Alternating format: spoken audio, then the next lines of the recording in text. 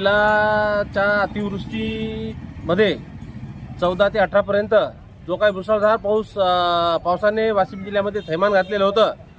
तर संबंध जिल्ह्यात त्या शेतकऱ्यांना शेतीच्या पिकाचं नुकसान आणि काही मृत जनावरे वाहून गेले, तर काही लोकांच्या संसारोपयोगी वस्तू ह्या पाण्यामध्ये वाहून गेल्या। काही कुटुंबांना मोठ्या नाईलाजास्तव एका घरातून आपल्याकडे दुसरीकडे स्थलांतरित होण्याचा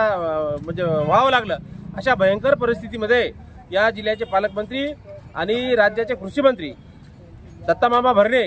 यांनी स्थानिक पदाधिकारी घेऊन लोकप्रतिनिधींना घेऊन बांधावर जाऊन भर पावसामध्ये हातात छत्र्या घेऊन त्यांनी पीक पाहणीचा अहवाल म्हणजे अतिवृष्टीची पाहणी केली। 16 तारखेचा जो अहवाल इथं विभागीय आयुक्त कार्यालयाकडे सादर झाला, त्या अहवालामध्ये मंगरुळपीर तालुका निरंक, कारंजा तालुका निरंक, जिथे सत्ताधारी पक्षाचे आमदार आहे, अशा तालुक्यातून जर निरंक अहवाल जात असेल तर ही फार मोठी शोकांतिका आहे। म्हणून संघटनेच्या मार्गदर्शक तत्वानुसार आज आम्ही बिगर सातबारा शेतकरी संघटनेच्या वतीनं माननीय महसूल मंत्री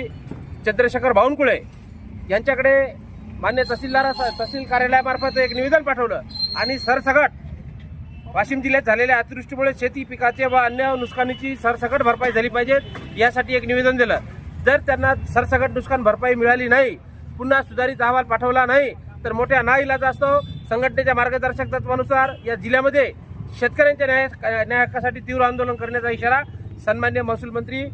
चंद्रशेखर बावनकुळे यांच्याकडे सादर केलेल्या निवेदनातून आम्ही दिलेला आहे।